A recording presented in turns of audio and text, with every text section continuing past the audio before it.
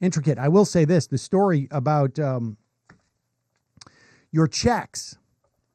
There's a couple of angles to this whole check thing that's happening. As you know, if you have an electronic account already, and most people do not with the IRS, unless maybe you're a small business person or something to that effect, your check is going to have to come by mail. In some instances, this could take months because the government only has the physical capacity to print 20 million checks per week. So you do the math. I don't know. Let's just assume 80 million people have direct deposit from the IRS. I don't even know if that's the case, but you're still talking maybe a couple 100 million people who might be eligible for these checks. And it could, you do the math. We could be talking about 10 weeks. In some instances longer. The checks apparently have been held up. Why? Because Donald Trump must have seen the check and been like, where's my signature? I got to have my name on the check. I'm paying Americans, and I got to have my name on the check. But the complication is, well, A, that they had already printed some and they were about to send them out. So those are going to be delayed. The other complication is that Donald Trump, the president, doesn't sign checks from the Treasury. The treasurer. It will be the first time a president's name appears on an IRS disbursement, whether a routine refund or one of the handful of checks the government has issued taxpayers in recent decades, either to stimulate or a down economy or share the dividends of a strong one. George Bush sent out a bunch of checks. Trump apparently had privately suggested to Steve Mnuchin, who oversees the IRS, to allow the president to formally sign the checks. This is according to 3 administration officials who spoke on a condition of anonymity because they were not authorized to speak publicly. The checks will carry the signature of an official with the Bureau of Fiscal Service, the Treasury Department division that prints the checks. But his name and his signature, President Donald J. Trump, will appear on the memo line. Now, I did predict that he would do this over 6 weeks ago. I think it was. We were back in the studio at that time. But like I say, low-hanging fruit.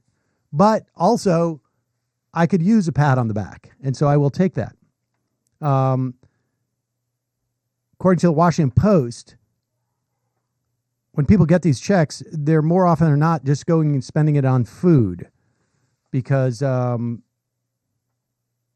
we already know the statistics of the vast, a huge number of Americans, maybe over the majority of Americans, didn't even have $400 saved up. And with now, I mean, who knows how many millions of people have lost their jobs? I would imagine we're close to about 20 million at this point. People are hurting, and this is going to get it's going to get more difficult, folks. Meanwhile, David Dayen has a big scoop over at the American Prospect, and I interviewed him for Ring of Fire Radio. You can check that out. That will be released over the weekend. You can check that out on Stitcher or iTunes or wherever it is.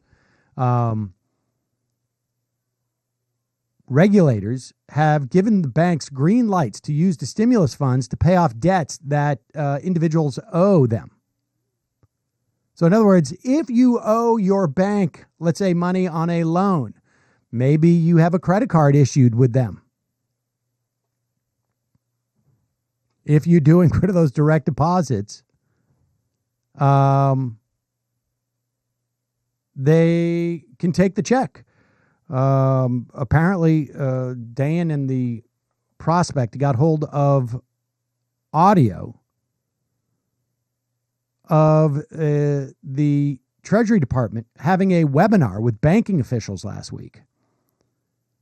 Rhonda Kent, Chief Disbursing Officer with the Treasury's Bureau of Fiscal Service, can be heard explaining that banks had posed questions to her about whether these payments could be subject to collection from the bank to which the money is deposited if the payee owes an outstanding loan or other payments to the bank.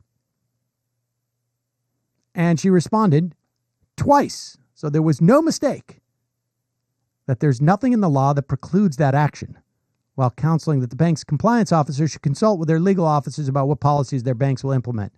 You will want to know for your bank what your bank has decided to do. In other words, it's up to you guys. Have at it. You want to take their money? It's only $1,200. They only need it for food. I wouldn't worry about it. That's what the message is. I mean, this is the screwing, the massive screwing that the American public is basically teed up for. I think is going to be really impressive in a bad way.